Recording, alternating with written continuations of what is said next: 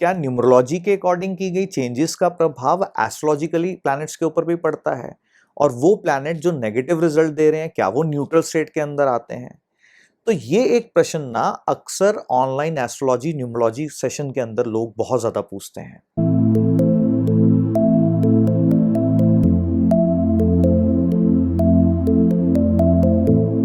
क्या न्यूमरोलॉजी के अकॉर्डिंग की गई चेंजेस का प्रभाव एस्ट्रोलॉजिकली प्लैनेट्स के ऊपर भी पड़ता है?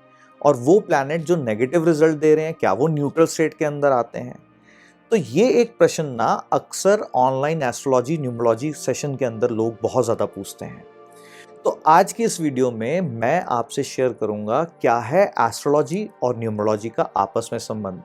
जहां तक रही बात न्यूमरोलॉजी की, इसको अंक शास्त्र भी कहा जाता है और मैं इसको अपनी भाषा में स्पंदन शास्त्र कहता हूं। और साथ ही साथ में ज्योतिष शास्त्र, जिसको हम एस्ट्रोलॉजी भी कहते हैं, इन दोनों का एक बहुत ही गहरा नाता है।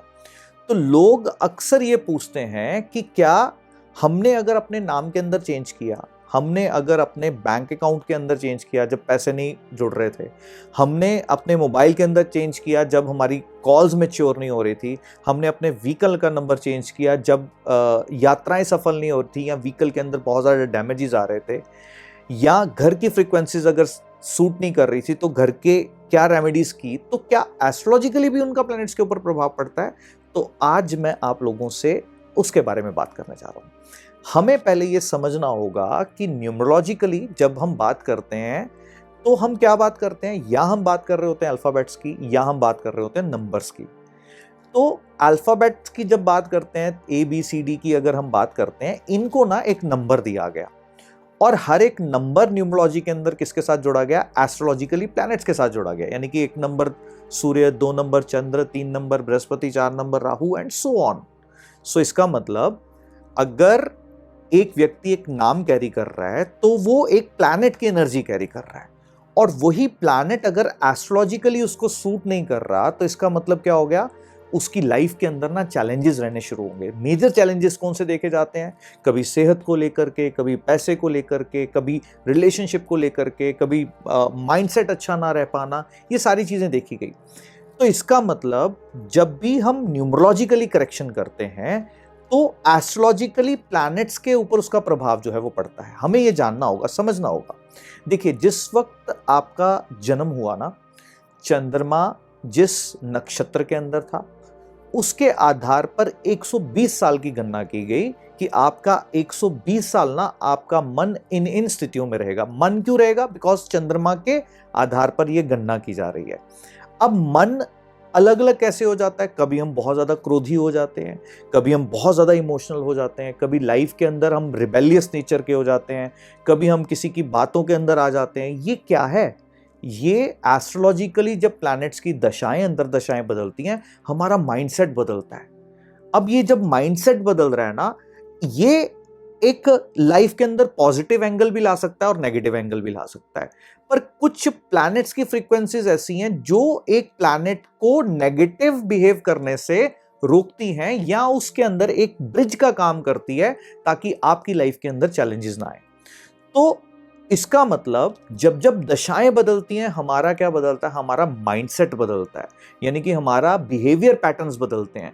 और अगर हमने एक पर्टिकुलर नंबर की फ्रीक्वेंसी, चाहे हमने अपने नाम में कैरी कर ली, चाहे अपने बैंक अकाउंट में कैरी कर ली, चाहे हमने मोबाइल नंबर में कैरी कर ली, चाहे हमने व्हीकल नंबर में कैरी कर ली, उससे होगा क्या? ये जो नंबर की फ्रीक्वेंसी हम कैरी कर रहे हैं ना, ये एक ब्रिज का काम करेगी। और अब जो प्लैनेट एस्ट्रोलॉजिकली आपको नेगेटिव प्रभाव दे रहा था, मैं यूं कहूंगा कि वो न्यूट्रल स्टेट पे आना शुरू होगा। जैसे कि एक उदाहरण लेते हैं। अगर मान लीजिए एस्ट्रोलॉजिकली आपको प्लैनेट सूर्य अच्छे रिजल्ट नहीं दे रहा, तो आप देखोगे आपकी लाइफ के अंदर ना जितने लोग जिनका एक नंबर बहुत ज्यादा डोमिनेट करता होगा, या मुलाक या भाग्यांक बन जाता हो, या वो अल्फाबेट जो कि एक नंबर की एनर्जीज कैरी कर रहा हो, उनके साथ आपके मतभेद रहेंगे, उनके साथ डिफरेंस ऑफ ओपिनियन रहेंगे, कभी कभी झगड़े भी होते हैं।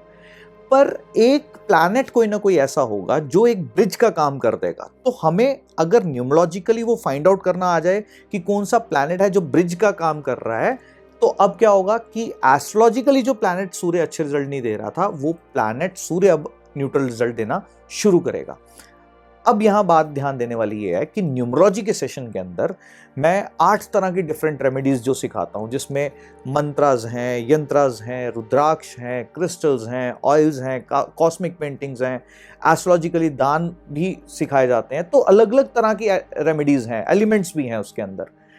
अब अगर एक प्लैनेट को पकड़ करके हम उसकी रेमेडी करते हैं तो एस्ट्रोलॉजिकली एक प्लैनेट फेवर में आना शुरू होता है। जैसे कि उदाहरण के लिए मैंने एक अंक की बात करी, तो अगर मान लीजिए आपकी ए नाम के अक्षर के व्यक्ति के साथ नहीं बनती किसी भी कारण से, या वो व्यक्ति जिसकी मूलांक एक आ रहा है उसके साथ नहीं बन रही, तो अगर एक छोटा सा उपाय भी अगर आप कर लें कि सूर्य के बीज मंत्र अगर चैंट करना शुरू कर देंगे ना, होगा क्या, अब आप फ्रीक्वेंसी किस आधार पर ठीक कर रहे हैं, आप फ्रीक्वेंसी न्यूमरोलॉजी के आधार पर ठीक कर रहे हैं। एक मुखी रुद्राक्ष भी डाल लेंगे तो भी एनर्जीज बैलेंस होनी शुरू होंगी। सो ऐसे करके 7-8 तरह की रेमेडीज हैं जिसको हम कर सकते हैं। हो क्या रहा है, अब यहां की गई करेक्शंस, इसका प्रभाव एस्ट्रोलॉजिकली पड़ना शुरू होगा। तो ये पहले हमें समझना होगा कि हर नंबर अच्छा या बुरा हम उसको कैटेगराइज भी नहीं कर सकते, क्योंकि न्यूमरोलॉजी के अंदर मैंने बताया ना, ऑनलाइन सेशन के अंदर लोग एक बहुत ज्यादा डर के साथ आते हैं। जहां पर किसी का अगर 4 तारीख अगर आ रही है वो बहुत ज्यादा डरा हुआ है, किसी का घर का नंबर 4 आ गया वो बहुत ज्यादा डरा है, किसी का 8 नंबर अगर मूलांक भाग्यांक आ गया वो बहुत ज्यादा डरा है, या घर का नंबर आ गया, व्हीकल नंबर आ गया, या कुछ भी करके कोई 8 नंबर की फ्रीक्वेंसी जुड़ गई, तो वो व्यक्ति बहुत डरे हुए रहते हैं। जबकि सत्य ये नहीं है। सत्य क्या है कि एस्ट्रोलॉजिकली प्लैनेट अगर फेवर में है तो वही नंबर्स आपको अच्छे रिजल्ट देना शुरू करते हैं, और वही नंबर्स आपको अच्छे रिजल्ट नहीं देते, चाहे वो नंबर्स कितने भी अच्छे क्यों ना हो, बट वो एस्ट्रोलॉजिकली फेवर में ना हो। सो बहुत इंपॉर्टेंट है हम राहु को कल्परिट ना बोलें, क्योंकि आज की डेट में मैं बार बार कहता हूं, अगर आपको राजा बनाने की कैपेसिटी है ना, तो वो 4 के अलावा किसी और नंबर के पास नहीं है।